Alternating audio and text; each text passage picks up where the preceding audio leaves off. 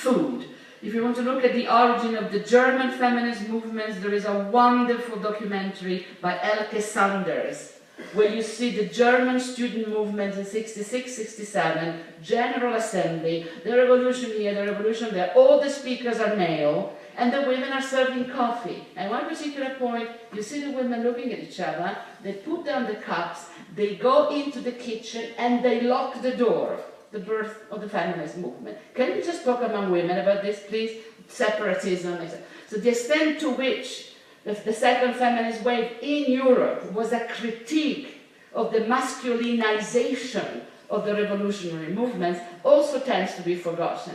A lot of my students involved in the contemporary social movements, from the anti-G8 to Podemos, talk about the masculinity of the leadership. And I haven't seen many female leaders in Syriza either, they're all boys, very familiar. So the hegemony of a certain idea of who the thinker is and who the political thinker is. It's never a chick, whatever it is, it's never one of the girls, seldom. And the concept of girl here is negotiable, of course.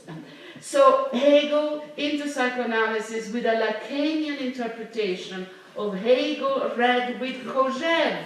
It's not just any Hegel, it's the French Kojève that filters Hegel into France, and that really is, in my modest reading, an apology of violence. Not only is the dialectic, Kojève is the famous man who said after May 68, nobody was killed, well, there wasn't much of a revolution. That's Kojève.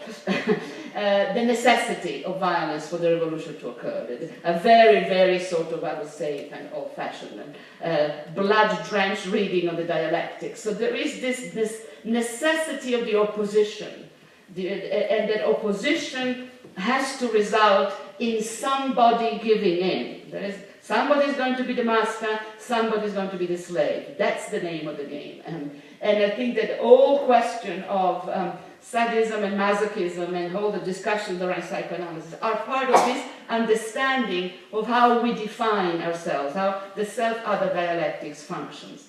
This is the context in which, after the failure of May 68, and it was a failed revolution, it was a great revolution, but it basically brought Charles de Gaulle into power. That's what May 68 achieved. It changed the world, but didn't change the immediate situation.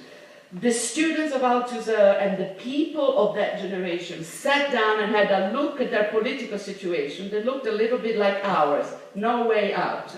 Soviet Union, a catastrophe, and United States of America promising a democracy that they couldn't deliver. Europe reduced to Western Europe, and may I remind you that Western Europe in the early 70s had a very small number of democracies. In the early 70s, Spain was under fascism, Portugal was under, Greece was under, Italy was being denazified, Germany was occupied. So the democracies in Western Europe are essentially France, Belgium, if that counts, and the Scandinavian countries. So the horizon was rather small. That generation of students decided that it was the time to look at a different model of democracy and turn to Spinoza. The turn to Spinoza is clear in the philosophical, people call it the French Spinoza.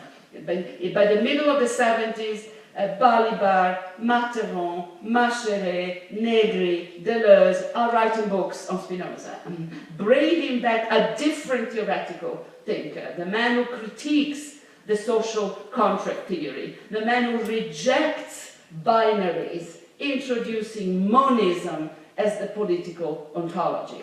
And then monism is what we need to talk about, a monistic ontology, vital materialism, and we will get to that, but that is the switch. And I think that the entire Deleuzian conceptual machinery starts with actually embracing a monistic political ontology. And now why that didn't then succeed, why didn't we all become Spinozis overnight, has to do, I think, with the political history of the 1970s. The 70s ended rather badly in Europe. They ended in the years of terror, the years of lead, as we call them in Italy, with armed groups across the countries that had led the revolution, starting to shoot left, right, and center. Anybody who tells you that terrorism is an Islamic problem doesn't know their political history. that my generation took to weapons massively. In Italy, in Germany, in Ireland, you had the Basque separatist, different issue, and almost in France. And Jacques Lacan always took credit that France didn't have terrorism because he put everybody in psychoanalysis and had the fantasies cleared up. He was a very modest man, as you can see. So in those terror years, philosophical monism just loses all credibility. And the fact that Deleuze was a good friend of Tony Negri alone settles the issue, and that becomes untouchable. And even Foucault shrinks back, wants nothing to do with anybody that is remotely contaminated by political terrorism. So I think that there is a chapter here of Deleuze, Negri, Spinoza that just gets frozen with this exceptional law, the emergency laws that come in after terrorism throughout the 80s. And may I remind you that Italy comes out of the emergency laws by democratically electing a man called Silvio Berlusconi, who stays in power for 20 years. And so there is a political history here with these ideas actually being caught, as they should, in the vicissitudes of human history. But the students of Althusser, these groups of philosophers who switched to Spinoza's, had already in 1972 decided that communism had failed. And they were preparing another way of doing politics. By 1989, when communism is officially over, we have absolutely no alternative scenarios ready, and we are caught absolutely by surprise. And so I saw this as a moment where there was an opening, and then it it kind of froze in time. Deleuze is absolutely central to this, because he and Guattari, who together make a multitude, are the most rigorous in working out the political and ethical implication of starting from the idea that we have one meta. And this meta is intelligent and self-organizing. Deleuze is not an orthodox Spinozist, but is enough of a Spinozist and to posit at the beginning, one, we are part of the same meta, variations differentially organized within the same meta. Very aware of the fact that vitalism also got caught up in one of the worst chapters of European history, namely fascism. Organicist vitalism is the holistic philosophy of Italian fascism. D'Annunzio loved Nietzsche. Nietzsche died when out of his mind in Torino. He was a hero in Italy, poor Nietzsche.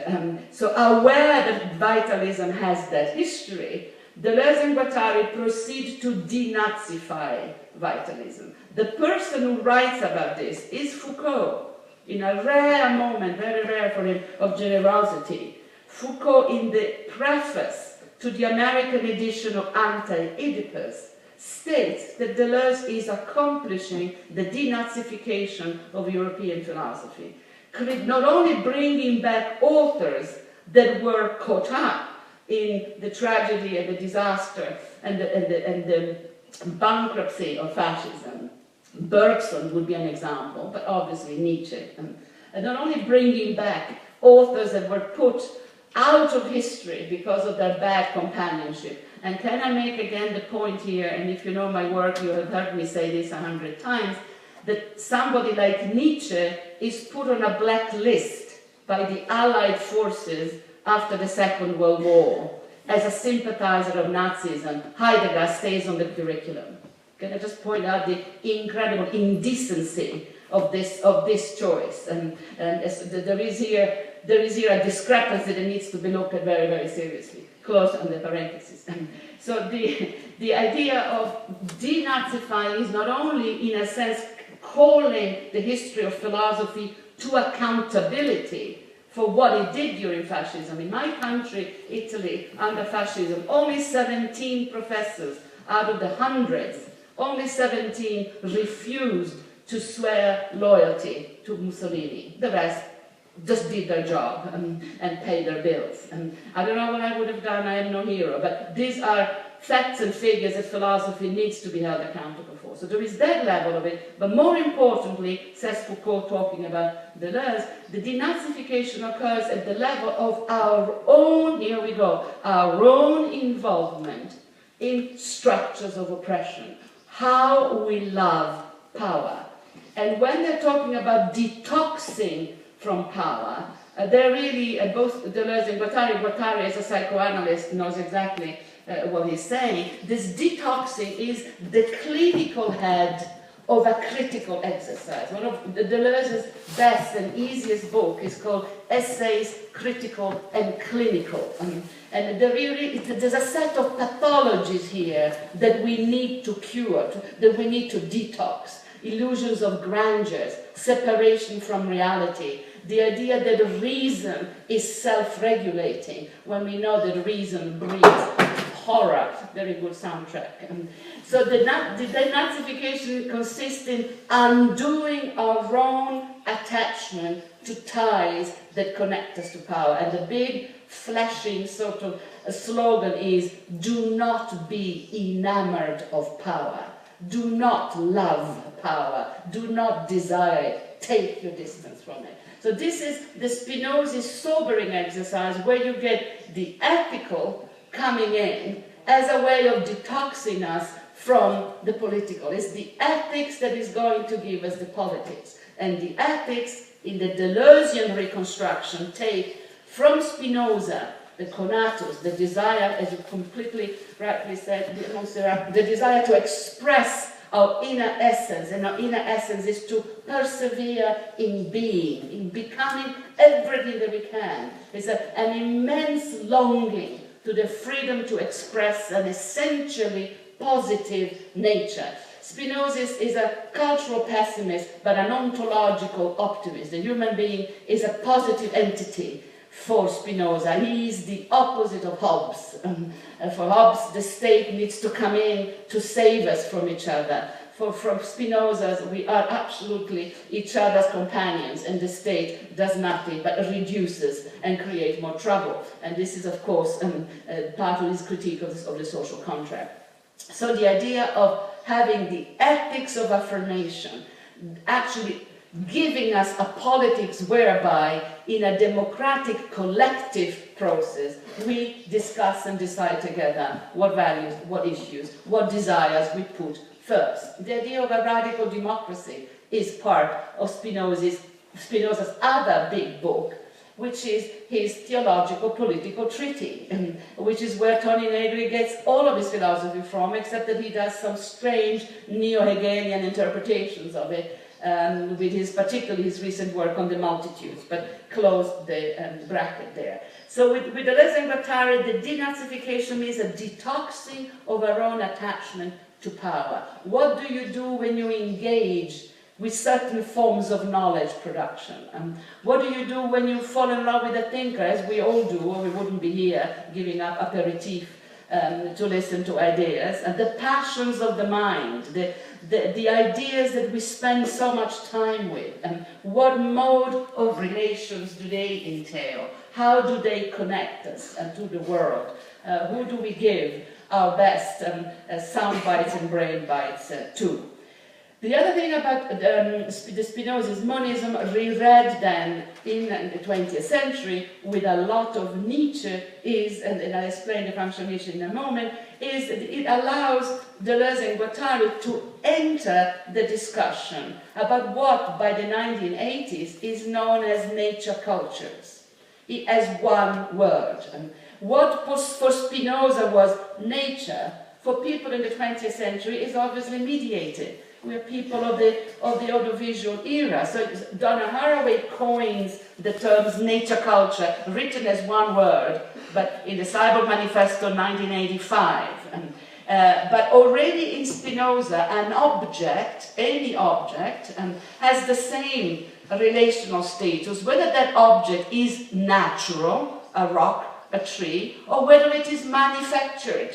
He was an artisan, he made lenses for a living, he wasn't an academic, he knew how to do things with his hands. They have the same status. Artifacts and natural objects are in any case modes of relation, nature culture. The continuum, the monistic continuum, allows you to bridge the nature-culture divides. The only people in the critical community that get this early, by the 1970s, is the ecological movement. the first Gaia 1 hypothesis, Lovelace and those people, they embrace Spinoza as a thinker who allows us to think of the earth as a living organism. And with the earth, we mean electricity lines and nuclear plants, a railway station, the earth, and not pristine, a virgin, our earth, with a torture station and its tragic, dramatic history, our world. So the nature-cultural continuum, which Deleuze gets very much thanks to his wonderful friend Felix Guattari, who is the media man. The media in the 1970s, sorry guys, is free radio stations, but free radio stations are the grandparents of the internet. And Guattari is very much a radio man, and I am very much a radio woman as my medium. And so they know that by now we're mediated. Historical footnotes. France understands that capitalism is mutating into an information society very early. Examples, Roland Barthes, Mythologies, the first cultural studies treaty, where you get the analysis of television shows, the analysis of newspapers articles, 1957. 1957. The analysis of Paris Match, the famous photo in Paris Match with the black boy saluting the tricolor, 1957. And Barthes says, it's changing, guys. We're not making anything. We're actually making images. A better one, you all know him, Pour une société du spectacle, and 1972, for a society of spectacle, and early media analysis. The anti-Oedipus, for that matter, is 1972, and the message is absolutely clear. Capitalism is mutating. It's mutating into an information society. This information society will produce nothing but information. And in the anti-Oedipus, in the second part of the anti-Oedipus, you get a whole section on how this mutation of capitalism will mean that capitalism will financialize itself, erode its industrial base, create a thing called credit, the reality of which will be debt. Maurizio Lazzarato's work on debt is completely out of the anti-Oedipus. He is very honest. He quotes it on page 2 of his remarkable book. So it's early days. The observatory that is Paris at the time makes them perceive a serious mutation of the system. And in this mutation of the system, nature culture, i.e. mediation, is central. We don't have an unmediated relationship to it. We don't have nature. We have nature culture. We have amplification. We have prosthesis. We have by now, you guys, with the technology you walk around with, the power of relation through technology is simply immense. In fact, we don't even have a clue of how powerful our technology are. We are using them very badly in terms of their potency. So we have technological mediation being part of what used to be nature for Spinoza. We have a 21st century, 20th century rereading of Spinoza as bringing us into a new understanding of what modes of relation we entertain with each other. And I think that the vital materialism emerges from this perception that goes with, and this will be my last thing because as usual I talk too much, it goes with a critique of advanced capitalism. And I do think that here we have to really stop and look at this very carefully, because this allows me to look at some of your points, and also it is probably the most controversial part of this whole project, the critique of Marxism, the rejection of the Hegelian understanding of where capitalism is going. If we are saying that by Guy Debord's, by 1972, in France it's understood in philosophical circles that capitalism is mutating, that the economy is turning. Margaret Thatcher goes to power, is it 76? And she starts killing the industrial society. She just demolishes it. And she puts, neoliberalism begins with Maggie, with the big struggle of the miners, and with the massive historical defeat of the industrial proletariat. So we have an immediate historical examples. But even before that, to conceptually say capitalism is mutating is contradicting the Hegelian Marxist theory that capitalism at some point will break. It will meet its contradictions and implode through thesis, antithesis, synthesis. It will meet its limits and implode. And the whole point of the switch to Spinoza is to say to the communist parties of Western Europe, which at the time are the most powerful, the Italian Berlinguer in the 80s is scoring 37% at the national elections, and the French Communist Party is still the biggest in Europe. It's saying to them, dear friends, capitalism is not going to break, it's going to bend, it's going to adapt. All hell breaks loose. Even today, Badiou is fighting this idea. Zizek is fighting this idea. Horror, are you suggesting that communism cannot work? Yes, sir. We're not suggesting it, we're stating it. It failed. Capitalism adapts. It's chewing gum. It folds over and takes in. Example, we fought like hell in feminism for the sexual liberation movement, for the sexual revolution of at least some sectors of our population. Are you watching Mad Men? Is anybody here watching the television series Mad Men? Please do, because it explains why feminism was inevitable. Mad Men is 64, 65, 66. The years where Betty Friedan was preparing her book, The Feminine Mystique. The Feminine Mystique could have been written by Betty in Mad Men. So was the condition of women in advanced democracies in the 60s, and including the mental asylums, the lobotomies, and all the stuff that was still happening to women. So it is the prehistory of the revolution. So this is just in brackets. Sexual liberation, we make our revolution, the pornography industry comes up. It's almost simultaneous. Hustler, the first big circulation, porn magazines, they come in, capitalize. There's a new market, bodies, sexes. And if you look at the size of the porn industry, you internet people out there, it is humongous. And whatever you do with sexuality, whatever brand of it you may be, LGBT included, we have the porn industry staring at us. They've done it all before. In the Deleuzean language, this is a reterritorialization or a recoding of what was a moment of opening. And that's precisely how advanced capitalism works, by recoding and overcoding the moments of massive transformation. So in fact, the great transformer, to a certain degree, is capitalism itself. It's a revolutionary force. It's forever changing. The speed of transformation is going to become faster and faster. Acceleration, and the whole discussion here about acceleration, but we leave this aside. And the speed of the transformation is such that we have difficulties even keeping up. There's a whole tradition in the left called accelerationism that simply says, because capitalism is like a mad machine turning around, let it go to the dogs. It will self-implode. It will simply run out of steam, which is a distinct possibility, but it's not part of the Spinozist ethics to just keep your arms crossed and let it go to the dogs. That would be unethical in our system. One last thing about the mutation of capitalism. It is mutating towards an information society, so media, mediation.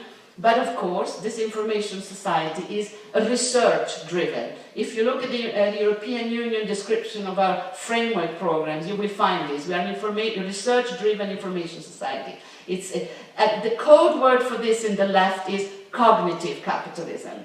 And cognitive capitalism trades in knowledge, trades in serious knowledge. And the knowledge that we have been trading in ever since the post-war period is codes, informational codes, biogenetic codes, algorithmic codes. The codes of the genetic system, the codes of the internet. They are the capital of today. That is the capital that matters. Biogenetics has been the source of our pride as universities, and Madrid is a mighty one.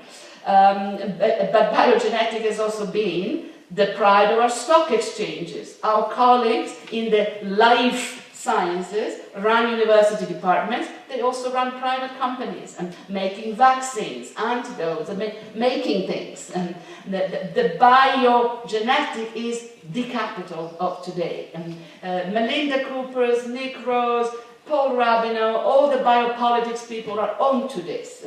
Now, but just a little aside here, the cognitive character of capitalism puts university professors, university researchers, university people in a real spot, because we are ourselves agents of a cognitive capitalism. Reina Sofía, big player in cognitive capitalism, and yet we are not actually in agreement. And here you have precisely the punchline: how to be radically immanent to the system that you inhabit, and yet make a difference, and yet inject different messages. This is where Deleuze and Guattari adopt the Spinoza's ethics as a political program, working from within, inserting countercodes, spinning different projects, and hacking cognitive capitalism, some people would say, always and only collectively. You cannot do it by dreaming up all worlds, although that may help. Defeating the extent to which advanced capitalism indexes all of its knowledge production to the profit motive. It's all about profit. It's all about surplus value, even if the surplus value is what you have done for Mark Zuckerberg by giving him all of your data through your Facebook pages. You've made him a billionaire. He has traded that data 100 times over, and whatever you may say, you'll never get it back. So I hope you lied, at least, that it wasn't real data, because it's been sold 100 times over. Cognitive capitalism, big data, information, tradable for profit. And of course, the whole discussion with the media people is, can we do this spinning it away from profit? Can we have the Creative Commons being Creative Commons? And to what an extent the war on terror, horrible as it is shutting down any experiment on internet and with any alternative algorithmic cultures who could actually have a different type of computational logic indexed on different ethical passions. So from the Spinoza's affirmative ethics of joy to political intervention in the here and now to inject countercode, deterritorializing code, and modes of becoming that would take the system in different directions. For us in the university, a massive task that we are all, I think, terrified by, and as the universities become more and more like companies making enormous amount of money. So within this, the question of the inhuman, the question of the horrors of the days is absolutely part of the story. Chapter 3 of my book is called The Inhuman, and it goes through the necropolitical governmentality. You mentioned Membe, necropolitics, the new ways of dying, the new forms of violence. And Spinoza has a whole chapter of this in the Ethics, because Spinoza lived in terrible times, and the Republic, assassination, terrible lynching. He really lived through turbulent times. So he talks about the effects of what I would call toxic relation. He talks about poison. He talks about being poisoned by history, and how precisely at times like that, the critical clinical exercise of transmutation of values, injecting countercodes, is the best thing that we can do.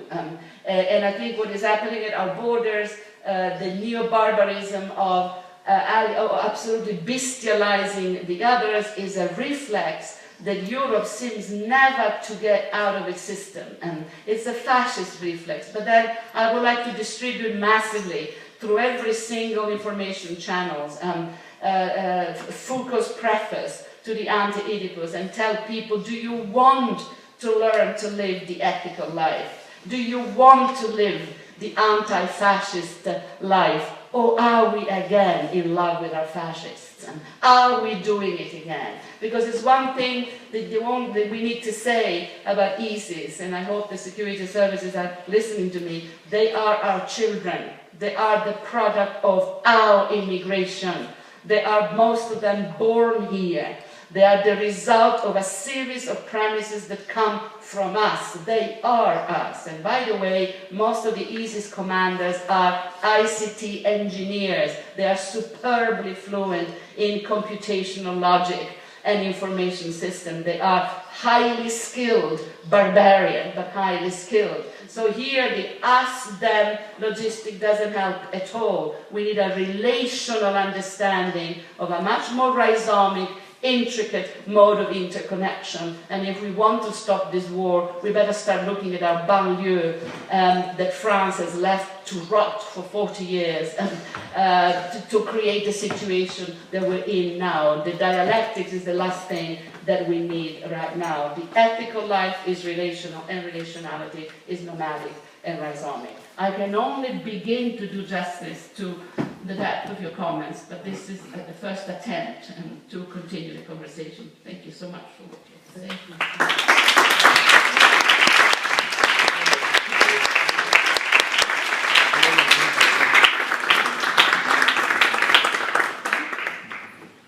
Muchas gracias.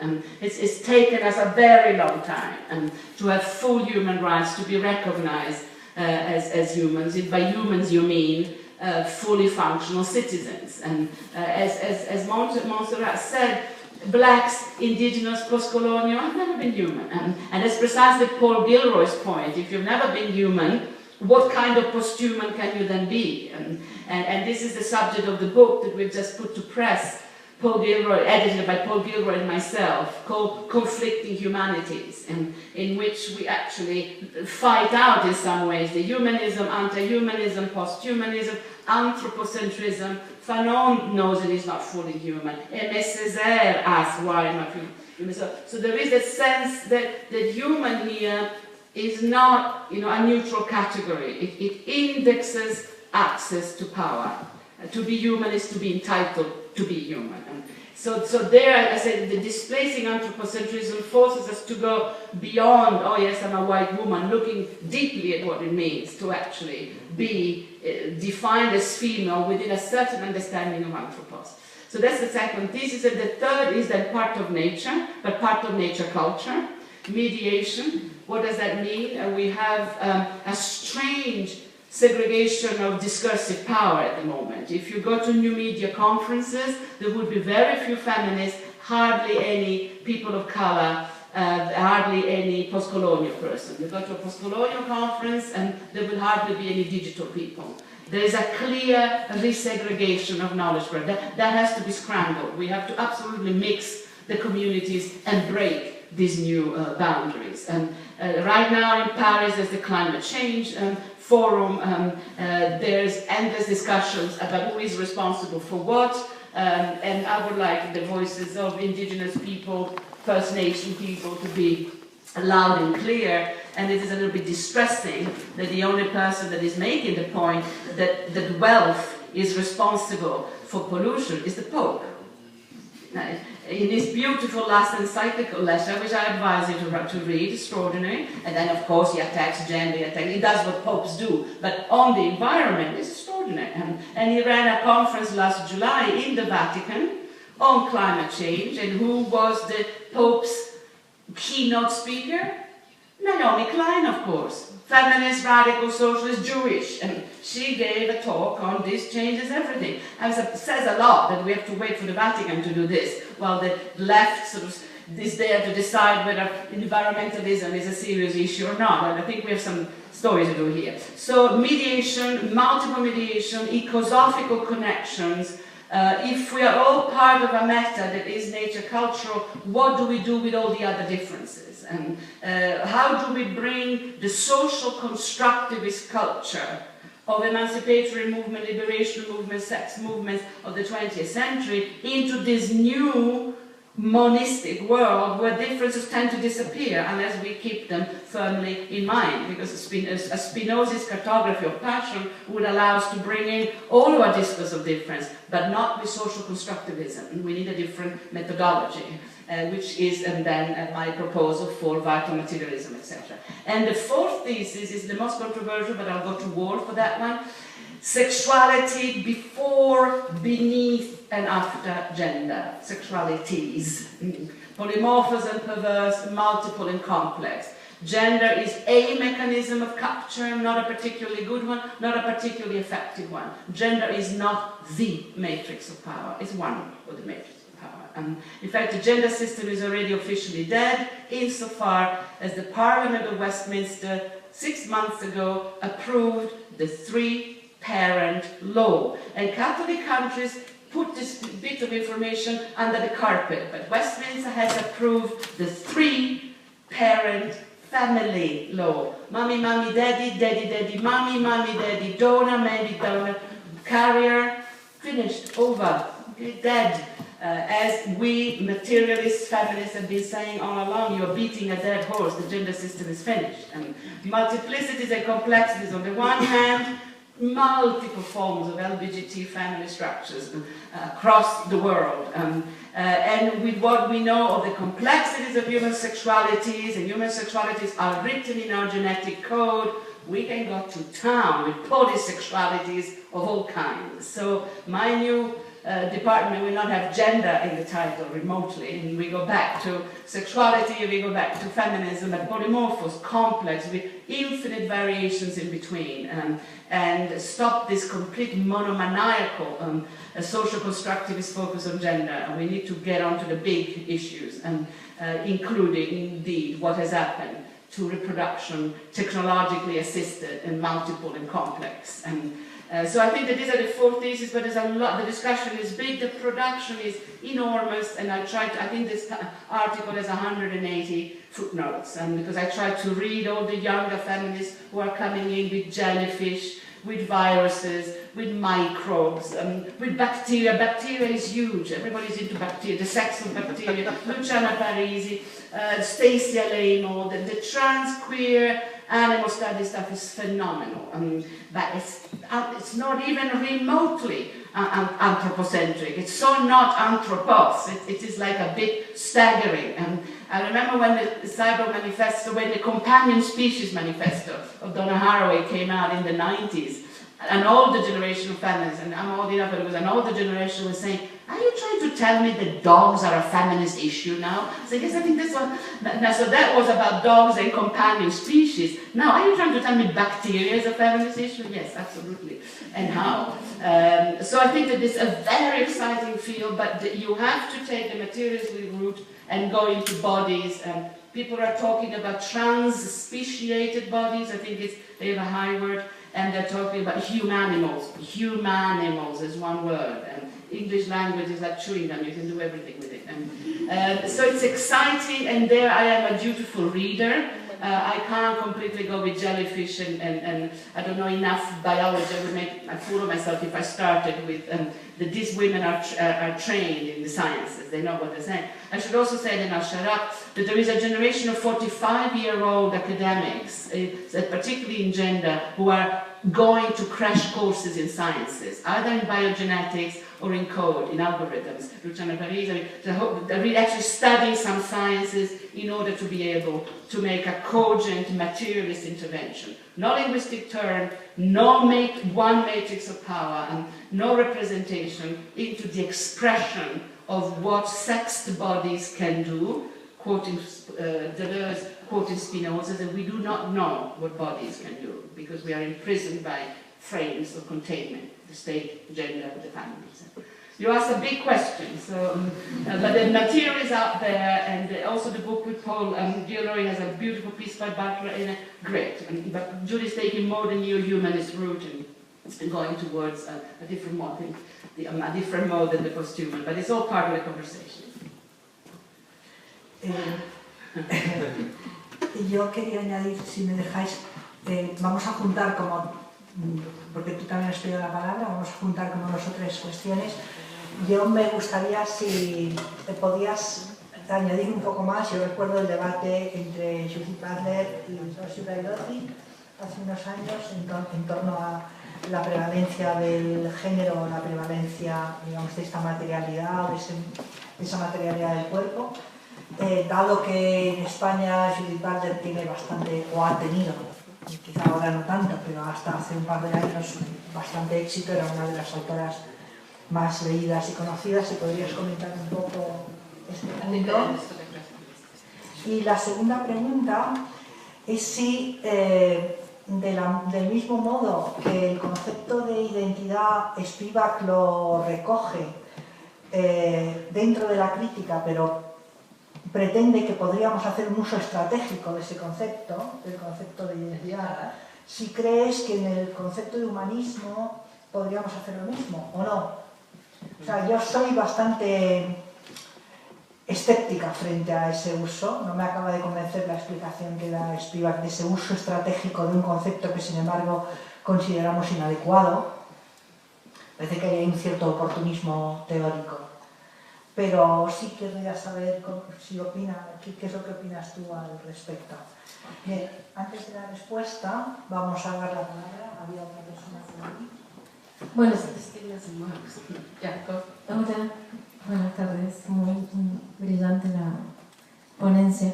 Mi pregunta era respecto a lo último a lo que te referiste.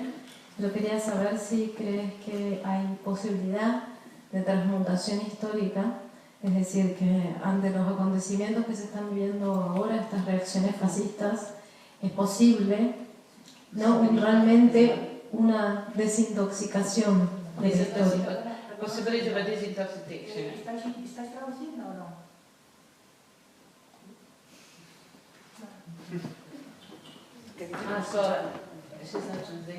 Okay, so it's the possibility of a detoxing, yes, posibilidad de desintoxicación. Y de transmutación de la historia en nuestro contexto actual.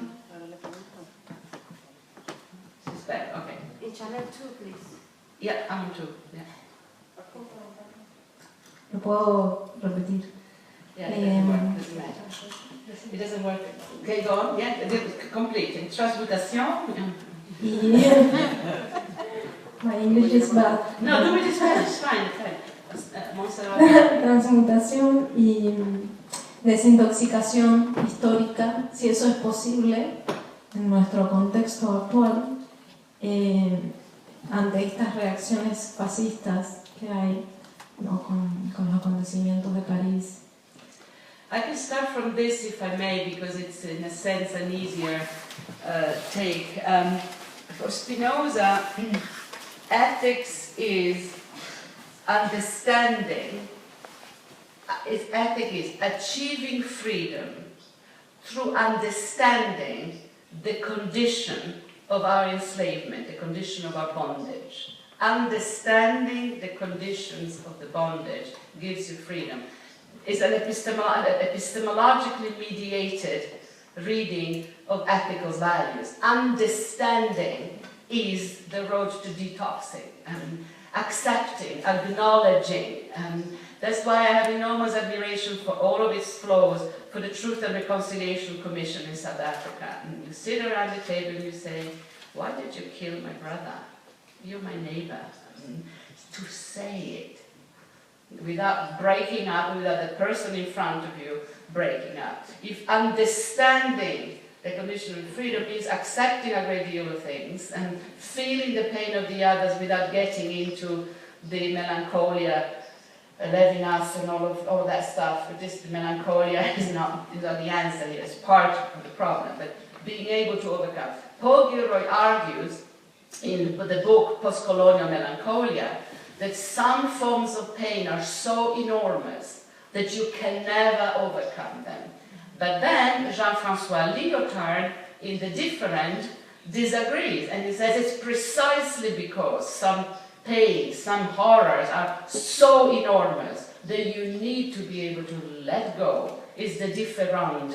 It's a pain for which we can never atone enough. And he's thinking of Auschwitz, of course, but we can think of colonialism. I would put in Hiroshima and Nagasaki because I'm a good friend of Michel Serre, who is one of my leaders of thought, and he says for him Hiroshima and Nagasaki was the point where everything fell into place.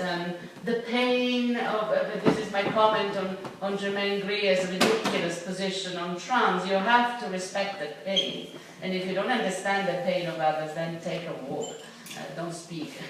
But understanding the pain is the start of the process, and I think there is no other freedom than that. And understanding that parts of Bergson, parts of this were contaminated, still means that we need a time continuum. Doesn't mean so making those. The crucial thing is making those choices collectively as a community. And it's worked as a series of logical premises. If we live in cognitive capitalism, if life is the capital, then we need a monistic ontology that helps us to talk about nature culture. If that is the case, then what values do we need to make this work? And I think it is that set of kind of epistemologically driven kind of forms of acknowledgement, and you can never repay. And there are sins, as Spinoza would say, for which you can never be forgiven, but you can work them, you can reprocess them.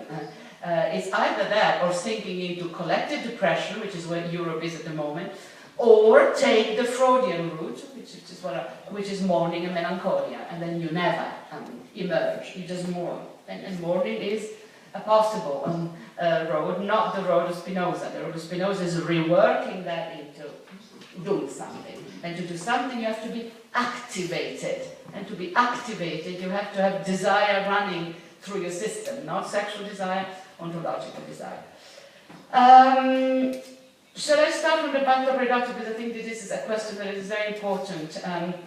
It's very well known that we are very, very close friends. I consider Julie one of my closest friends. We check with each other regularly. We have written articles together. We have written the conclusion to the history of philosophy, in which we talk about why our generation didn't get jobs in philosophy departments. We went out and invented gender and other things, but philosophy departments wouldn't touch us. She has written an amazing article in a book that was done for me, to my surprise, for my 60th birthday last year. It's known as the Rosi book. And Julie has an incredible chapter in it, which I hope I can reciprocate when she turns 60 soon. But we don't agree.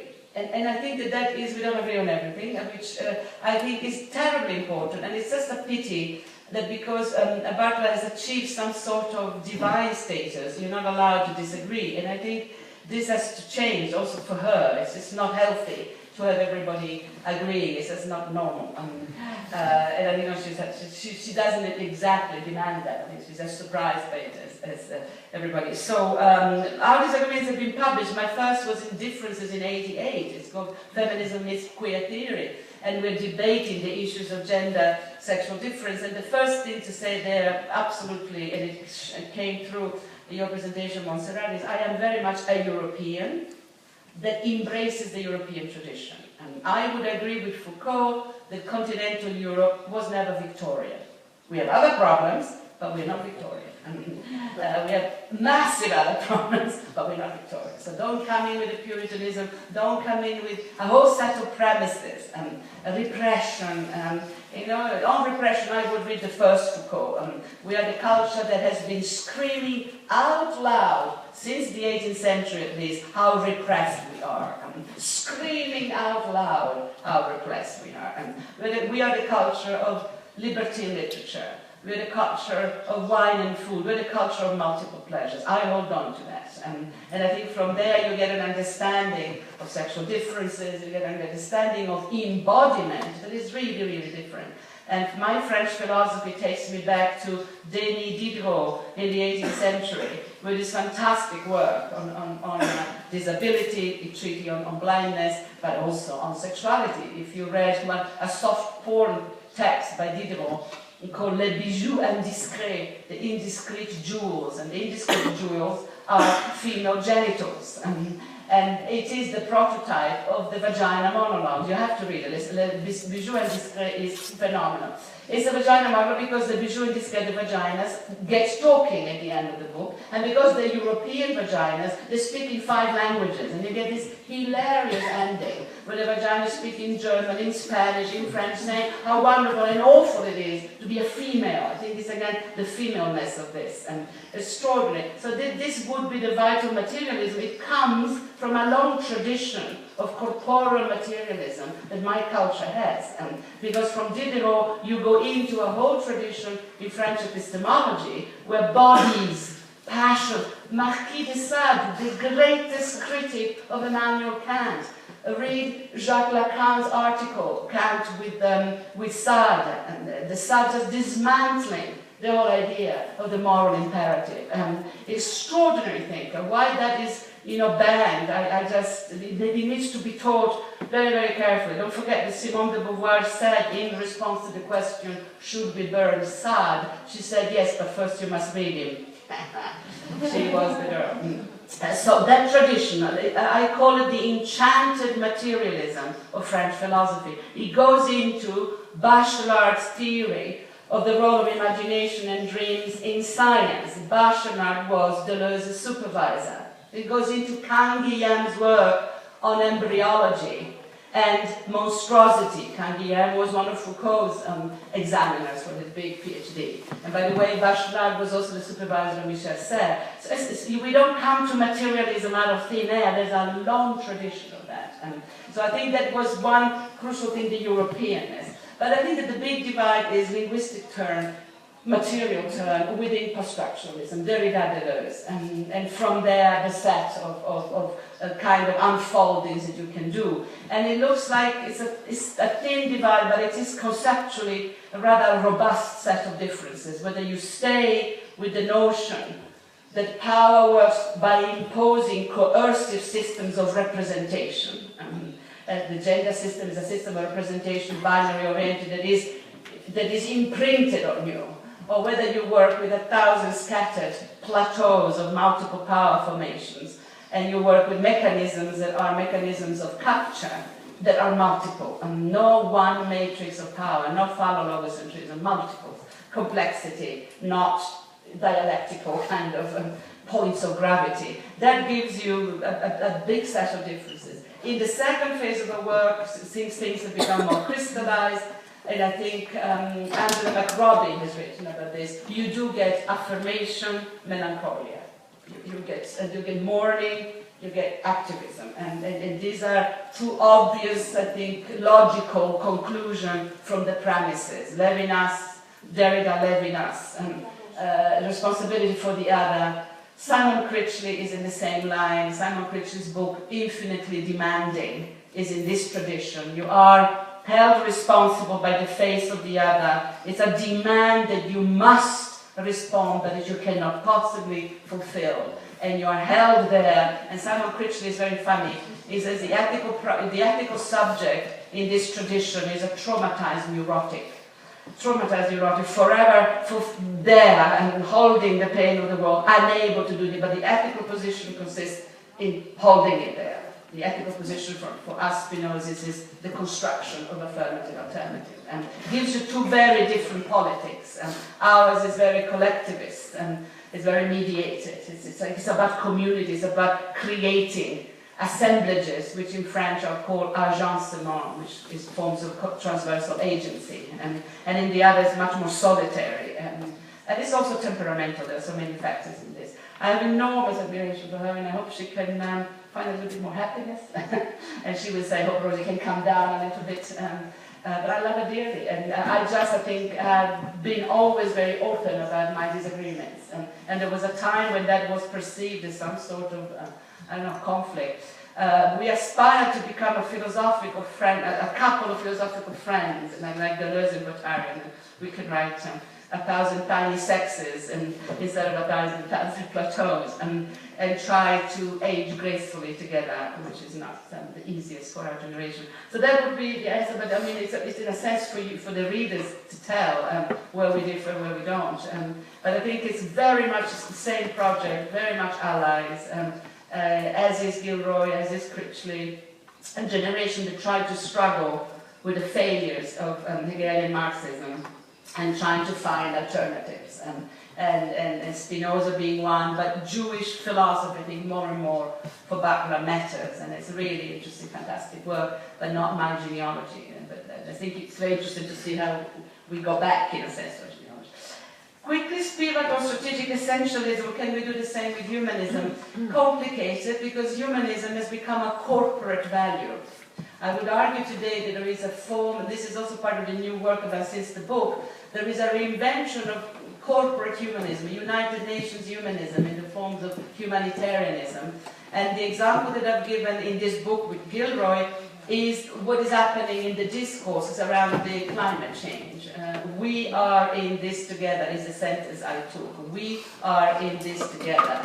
A reinvention of humanity as an endangered category. But that humanity flattens out all other differences. That humanity is, excuse me, then we have to go to the Pope who says it's the rich nations, it's not humanity, and reintroduces structural differences. But the discourse is much more, there is a kind of a lukewarm rehumanization coming in on the back of every crisis, and not only the refugee crisis is a different one, but in terrorism, we're in this together, report anybody suspicious. And there's a kind of and I'm talking more about the reinvention of the human than humanism proper.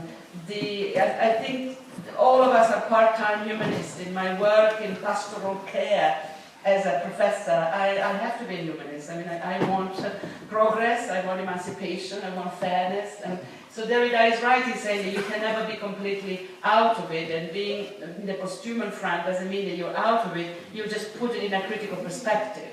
So it would be very difficult to make a strategic use of essentialism, because I think advanced capitalism, particularly neoliberal governance, is doing exactly that. And they're telling our students, be responsible for your health, for your genes, don't smoke, don't overeat, go to the gym, don't have too much sex. So be a good manager of your human capital, be responsible, make the most of yourself.